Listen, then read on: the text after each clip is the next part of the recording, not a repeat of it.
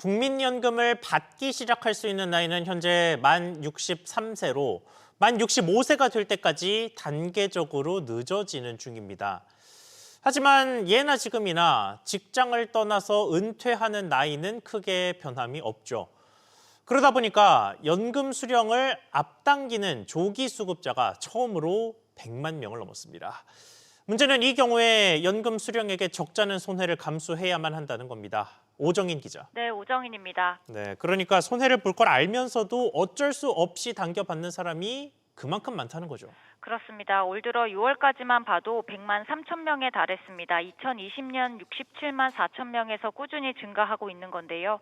조기연금은 5년 일찍 받으면 월 수급액이 30% 깎여 흔히 손해연금이라고 불리지만 이를 감수하면서도 연금을 앞당겨 받는 사람들이 많아진 겁니다. 특히 월 수급액 150만 원 이상 200만 원 미만 고액 수급자들은 4명 중 1명이 조기 수급을 택한 것으로 나타났습니다.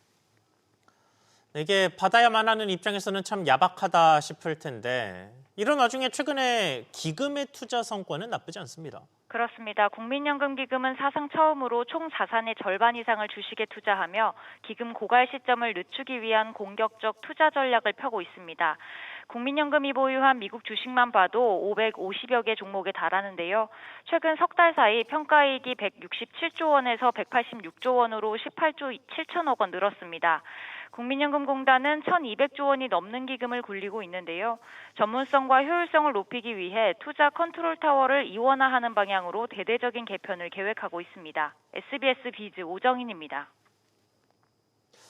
지난 2023년 문화체육관광부 장관이 서울시 의회를 상대로 서울특별시 문화재 보호조례 개정안 의결 무효 확인 소송을 제기했습니다. 서울시가 문화재 인근 고층 건축물 규제 조항을 삭제한 것이 위법하다는 취지에서인데요.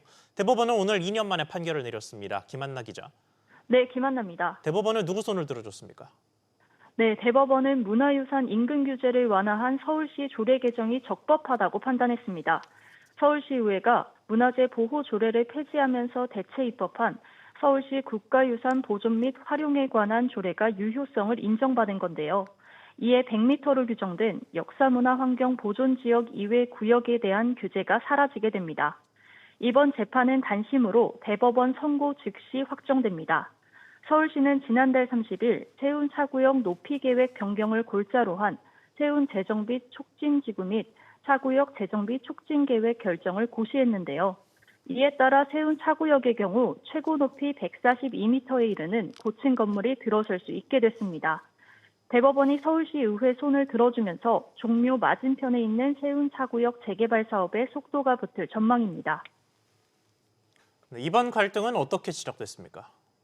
네, 서울시의회가 지난 2023년 10월 보존지역 바깥쪽에서의 건설 공사를 규제한 서울시 문화재 보호조례 19조 5항을 삭제하는 내용의 개정안을 의결하면서 불거진 문제인데요.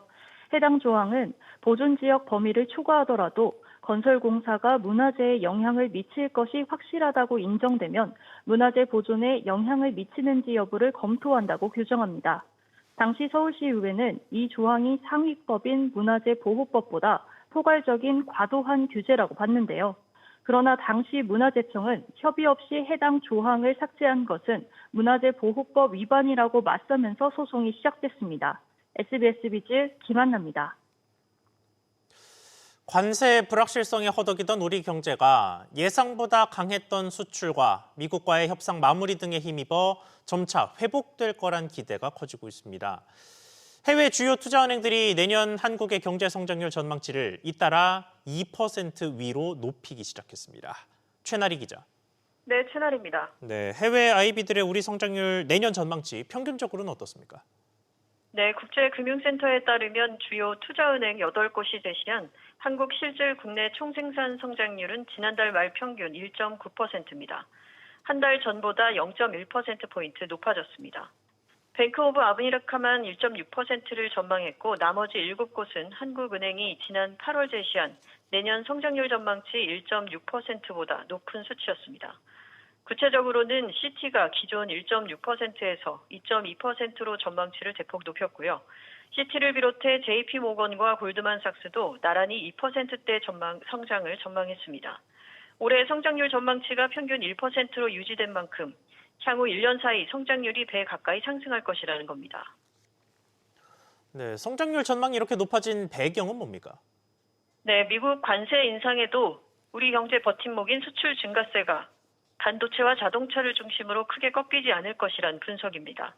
주요 투자은행 8곳이 제시한 내년 우리나라 GDP 대비 경상수지 비율은 9월 말 평균 4.7%에서 지난달 말 평균 5.3%로 크게 높아졌습니다. 골드만삭스가 6.6%에서 6%로 전망치를 낮췄지만 시티와 노무라가 큰 폭으로 전망치를 높이면서 평균을 끌어올렸습니다. SBS 비즈 최나리입니다. 이런 긍정적인 전망은 이미 올해의 실적으로도 나타나고 있습니다. 우리나라가 해외와 벌인 교역의 최종 성적표인 경상수지가 9월 역대 두 번째로 큰 흑자를 내면서 2000년대 이후 두 번째로 긴 연속 흑자 기록을 세웠습니다. 안지혜 기자. 네, 안지혜입니다. 네, 9월이면 사실 일본은 자동차 관세를 깎았고 우리는 못했을 때인데 그럼에도 흑자를 기록했습니다. 네, 한국은행에 따르면 지난 9월 경상수지는 134억 7천만 달러, 우리 돈으로 약 19조 4천억 원 흑자를 기록했습니다. 월간 흑자 기준으로 역대 2위이자 9월끼리만 비교하면 사상 최대 규모입니다. 또 29개월 연속 흑자인데 2000년대 들어 두 번째로 긴 흑자 흐름입니다. 경상수지는 항목별로 보면 상품 수지와 서비스 수지, 본원 소득 수지, 그리고 이전 소득 수지로 구성되는데요. 먼저 상품 수출과 수입의 차이인 상품 수지는 흑자 규모가 역대 9월 가운데 두 번째로 컸습니다. 수출의 경우 672억 7천만 달러로 1년 전보다 10% 가까이 증가했습니다. 통관 기준으로 반도체 수출이 22% 증가했고 승용차와 화학공업 제품, 기계류 정밀기기 등도 늘었습니다. 같은 기간 수입은 530억 2천만 달러로 1년 전보다 4.5% 많았습니다. 국제유가 하락에 원유와 석유 제품 수입이 감소한 반면 정보통신기기와 수송장비, 반도체 제조 장비의 영역은 늘었습니다. 네, 그러면 여행이나 특허 등이 포함되어 있는 서비스 수지는 어땠습니까? 네, 외국과 서비스 거래로 발생한 지출과 수입 간 차이인 서비스 수지는 33억 2천만 달러로 적자로 집계됐는데요. 전달이나 1년 전 같은 달과 비교하면 적자 규모가 10억 달러 이상 커졌습니다. 구체적으로 여행 수지 적자가 전달보다 줄었지만 운송 수지가 5개월 만에 적자로 돌아섰습니다. 지식재산권 사용료 수지도 8월보다 사용료 수입이 줄면서 지식재산권 사용료 수지 적자 폭도 전달보다 확대됐습니다. SBS 비즈 안지혜입니다. 그런데 우리나라의 관세 불확실성을 해소하기 위해 벌인 미국과의 대미 투자 합의안에 독소 조항이 숨어 있는 것으로 파악됐습니다. 정부는 원리금 보장을 강조하지만 합의안에 강제 청산 조항이 빠져 있어서 투자가 실패할 경우 즉시 자금을 회수하기 어려운 구조입니다. 단독 취재한 기자 연결해 보겠습니다. 지웅배 기자. 네, 지웅배입니다. 네, 그러니까 관세 불확실성을 걷어내는 대신에 투자 불확실성을 끌어안게 되는 셈인데 투자를 실패하더라도 손절할 권한이 우리한테 없다는 이야기인 거죠. 네, 한미 관세 협상 양해각서 체결과 팩트시트 발표가 임박한 가운데 대미 투자 양해각서에 강제 청산 조항이 빠진 것으로 파악됐습니다. 정부 고위 관계자는 미국은 원리금 상환을 해주겠다는 입장이라면서도 합의안에 강제 청산 조항은 안 들어갈 걸로 안다고 말했습니다. 이어 담보나 투자금 회수와 관련한 약정은 아직 없다고 덧붙였습니다. 우리 정부가 투자 단계에서의 안전장치를 두기는 했지만 만약 투자가 실패할 경우 미국이 청산을 결정하지 않으면 우리 돈을 즉시 회수할 수 없다는 뜻입니다. 앞서 미일 협상 역시 손실을 막기 위한 결정 권한이 없어 일본에 일방적으로 불리한 구조 아니냐는 지적이 나온 바 있습니다. 청산권이 빠진 상태에서 투자 결정권은 미국이, 위험 부담을 투자국이 지는 불균형 구조가 될 수 있다는 우려가 나오는 이유입니다. 산업부 관계자는 양해각서에 강제 청산권이 포함됐는지 여부에 대해서는 발표되지 않은 사안이라 확인해주기 어렵다고 밝혔습니다. 네, 이런 구조라면 결국은 정부가 이야기했던 여러 겹의 안전장치가 얼마나 잘 작동하느냐가 핵심이 되겠습니다. 네, 정부는 투자 전 단계에서의 안전장치로 상업적 합리성 문구를 양해각서에 포함하겠다고 강조했습니다. 또 프로젝트별 특수목적 법인을 나눠 운용체 하나의 투자 실패가 전체 손실로 번지지 않게 설계했다는 입장입니다. 여기에 20년간 원리금을 회수하지 못할 경우 기존 5대5인 수익률을 재조정할 수 있다고 밝히기도 했습니다. 미 정부 측에서 내부 논의가 길어지며 양해각서 발표가 미뤄지고 있는데요. 이런 가운데 재미투자 현금 조달과 관련해선 기금 자체에서는 외화 채권을 발행하기로 정했지만 국책은행도 발행 주체에 포함할지 여부가 논의되고 있습니다. SBS 비즈 지웅배입니다. 미국의 관세를 포함한 이런 무역 정책들의 목표는 결국 제조업이 미국 내로 들어오게 만드는 겁니다. 우리나라 역시 이와 비슷한 목표로 해외에 진출했던 기업이 국내로 돌아올 경우 세금 혜택 등을 주고 있습니다. 그런데 일부 기업이 이 혜택을 악용할 소지가 있다는 우려가 커지면서 정부가 속가내기에 나섰습니다. 김동필 기자.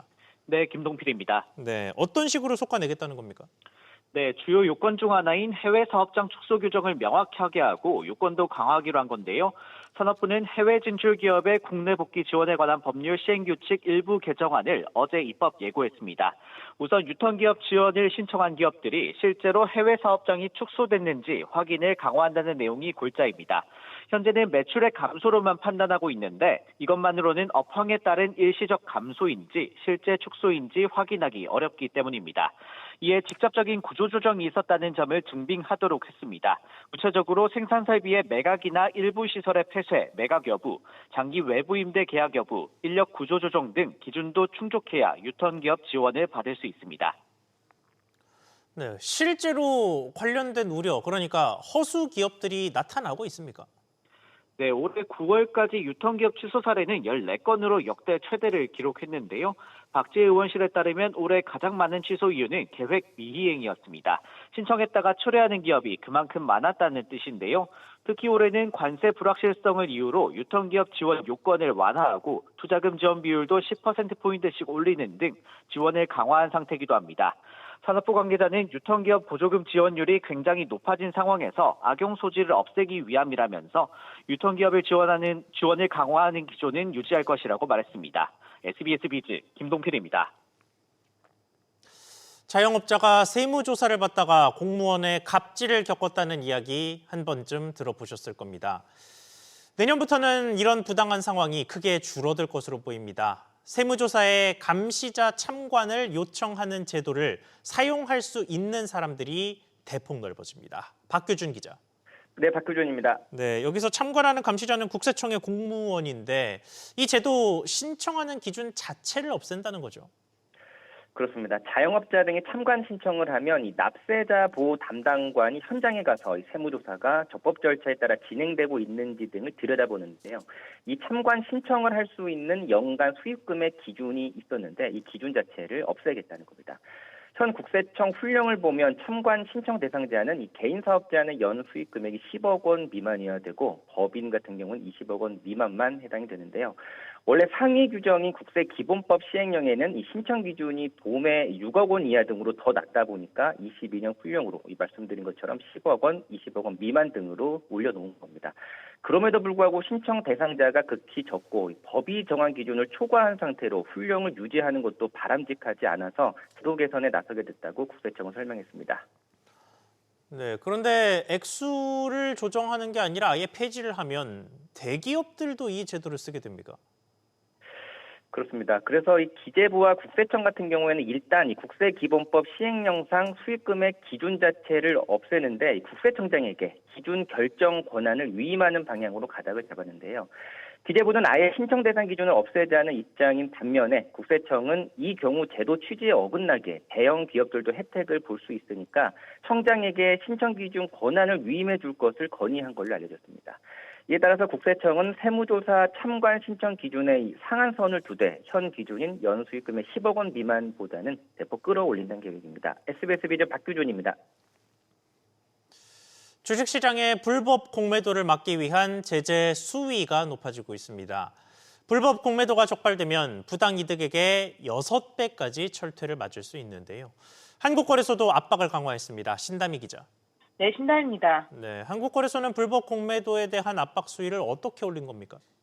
네, 한국거래소는 시장감시 규정 시행세칙 개정 예고에서 회원제재금 감면 등 관련 사항 관련 사항 조항을 정비했다고 어제 밝혔습니다. 기존에는 불법 공매도 등으로 한국거래소의 중징계 조치로 분류되는 회원 제재금 부과 조치를 받은 회원이 금융당국에서 동일한 위반 행위로 과징금 제재를 받으면 과징금을 납부한 날로부터 30일 이내 이를 거래소에 보고할 경우 이전에 납부한 회원 제재금의 환급이 가능하다는 조항이 있었는데요. 이번 개정으로 이 조항을 삭제하도록 한 겁니다. 한국거래소는 공매도 중앙점검 시스템 NSDS 도입 이후 규제 환경의 변화를 반영해 현행 공매도 규제 제도를 합리적으로 정비하고 회원의 준법 감시 관련 실무 효율성을 제고하고자 개정했다고 배경을 설명했습니다. 해당 조항을 삭제하는 이유가 뭡니까? 네, 앞으로는 금융당국의 과징금과는 별개로 한국거래소의 제재금은 그대로 유지한다는 것을 명확히 한 데 의미가 있습니다. 기존에는 제재금을 돌려받을 수 있었던 증권사들은 앞으로는 그럴 수 없는 만큼 부담이 더 커진 셈인데요. 지난 3월 말부터 한국거래소는 공매도 중앙점검 시스템을 도입해 모든 공매도 주문을 실시간으로 점검하고 있습니다. 최근 거래소는 한국투자증권과 삼성증권의 무차익 공매도 의심 매매 주문을 적발해 각각 회원사 제재금과 경고 조치를 내렸습니다. 거래소에서 조치 결과를 전달받은 금감원은 조사 단계를 거쳐 자본시장법 위반 여부를 최종 판단할 예정입니다. SBS 비즈 신다입니다. 추석 전부터 고공행진을 거듭하던 쌀값이 본격적인 수확기에 접어들었는데도 여전히 떨어지지 않고 있습니다. 가뜩이나 밥 한 끼에 부담이 커지고 있는 상황인데 농협이 쌀 구독 서비스 가격을 결국 올리는 것으로 나타났습니다. 정대한 기자. 네, 정대한입니다. 네, 그러니까 쌀값 인상을 결국은 버티지 못한 건데 구독료 얼마나 오릅니까? 네, 농협 경제지주가 운영하는 농식품 온라인몰 월간 농협 맞선이 오는 10일부터 쌀 구독 서비스의 월 구독료를 11% 인상합니다. 월간 농협 맞선은 농식품 상품을 선택해 매월 일정액을 내면 집으로 배송해주는 서비스인데요. 농협 R&D 센터에서 자체 개발한 쌀 제품 구독 서비스는 지난 4월 도입됐습니다. 농협 경제지주 측은 이번 인상에 대해 지속적인 원물 가격 상승에 따른 것이라고 설명했습니다. 네, 쌀값 자체가 많이 오르긴 했죠. 네, 지난달 소비자 물가 동향에 따르면 쌀값은 1년 전보다 21% 넘게 올라 6년 9개월 만에 최대 상승폭을 보였습니다. 소비자들이 접하는 쌀 20kg의 소매 가격은 심리적 저항선인 6만 원을 훌쩍 넘긴 6만 5천 원 선으로 올랐습니다. 본격적인 수확기에 접어들어 공급이 늘고는 있지만 이상기후에 따른 가을 장마 등의 영향으로 쌀값이 여전히 높은 수준을 이어가고 있는 건데요. 이에 정부는 쌀 할인 행사를 이달 말까지 연장 운영할 예정입니다. SBS 비즈 정대한입니다. 카페인 섭취를 줄이려고 일부러 디카페인 음료를 찾는 소비자들이 늘고 있습니다.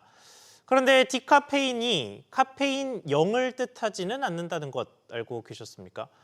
심지어 이게 비중이 적지 않아서 무늬만 디카페인이라는 지적까지 나오자 정부가 관련 기준을 선보기로 했습니다. 신채연 기자의 보도입니다. 스타벅스의 올해 디카페인 커피 판매량은 1년 사이 35%나 늘었습니다. 건강하게 커피를 즐기고자 하는 소비자들이 많아졌기 때문입니다. 카페인 있는 걸 마시면 잠을 못 자는 경우가 있는데 커피 맛은 느끼고 싶어서 일주일에 한두 번 정도 마시는 것 같아요. 커피는 꼭 마시고 싶은데 계속 연속해서 마시면 또 걱정되니까 디카페인은 이제 한 일주일 정도 참았다가 그렇게 또 먹기도 하고 그렇죠. 그런데 디카페인이라고 아예 카페인이 없는 건 아닙니다. 국내 식품표기 규정상 카페인 함량 10% 미만까지 디카페인으로 표기할 수 있습니다. 카페인에 민감한 소비자들이 이를 모르고 섭취하는 문제가 지적되면서 식품의약품안전처는 카페인 함량 0.1%까지만 디카페인 표기가 가능하도록 기준을 강화하기로 했습니다. 이와 함께 위해 식품 정보를 카카오톡을 통해 실시간으로 소비자들에게 알리고 바이오 신기술과 항암제 임상시험 등의 진입 장벽을 낮추는 등 식이약 분야 50대 과제를 추진합니다. 현장의 목소리들이 정책으로 이어진 것입니다. 식이약 안전 정보를 수요자 맞춤형으로 편리하게 받으실 수 있게 되고 의약품과 의료기기 개발을 앞당길 수 있도록 규제 지원이 두터워지게 됩니다. 식약처는 희귀 의약품 지정 절차를 간소화해 희귀 질환자의 치료 기회도 확대한다는 계획입니다. SBS 비즈 신채원입니다. 미국 트럼프 행정부가 부과한 상호 관세의 적법성을 따지는 미 연방대법원의 심리가 시작됐습니다. 쟁점은 국제비상경제권한법을 이용한 트럼프 대통령의 권한 행사가 적절했느냐 여부입니다. 자세한 상황 알아보겠습니다. 김환진 기자. 네, 김환진입니다. 네, 변론이 진행이 됐는데 분위기가 어땠습니까? 네, 현지 시간 5일 워싱턴 DC에 있는 연방 대법원에서 정부 측 법률 대리인과 소송을 제기한 중소기업, 민주당 성향 12개 주 대리 변호사들이 공방을 펼쳤는데요. 쟁점은 지난 4월 2일 트럼프 대통령이 전 세계를 대상으로 상호관세를 부과하면서 국제비상경제권한법을 근거로 삼은 게 적법했는지 여부입니다. 앞서 1심과 2심에서는 트럼프 대통령의 월권 판결이 나왔습니다. 딘 존 사우어 법무차관은 무역 적자가 미국을 경제, 국가 안보적 재앙 상태로 몰아넣는 것 때문에 트럼프 대통령이 비상 권한을 사용했다고 설명했는데요. 그러면서 관세 부과가 외국과 무역 협상을 타결하는 데 도움이 됐는데 합의를 되돌리면 미국은 무역 보복에 실패한 나라로 추락할 것이라고 주장했습니다. 하지만 대법관들은 정치 성향에 상관없이 대부분 회의적인 입장을 밝혔는데요. 보수 성향으로 분류되는 존 로버츠 연방 대법원장은 관세는 세금이고 세금 부과는 언제나 의회의 핵심 권한이라고 언급했습니다. 또 트럼프 대통령이 첫 임기 당시 지명한 에이미 코니 베럿 대법관조차 일부 국가에 대해선 이해가 되지만 왜 그리 많은 나라들의 상호관세를 부과했는지 설명해달라고 요구했습니다. 네, 그러면 재판에 대해 트럼프 행정부 인사들의 반응은 어땠습니까? 네, 변론 현장에 청중으로 참석한 스콧 베센트 재무장관은 경제매체 폭스 비즈니스와의 인터뷰에서 변론이 아주 잘 진행됐다며 승소 가능성에 대해서는 매우 낙관적이라고 밝혔습니다. 그러면서 소송을 제기한 원고들은 경제 기초와 자신들이 논한 무역 정책을 이해하지 못했다고 지적했습니다. 베센트 장관은 또 대법원이 관세를 위법으로 봐서 정부가 패소해 이미 거둔 관세를 돌려줘야 하는 상황에 대해서는 그럴 필요가 없을 것이라고 확신한다고 말했습니다. SBS 비즈 김한진입니다.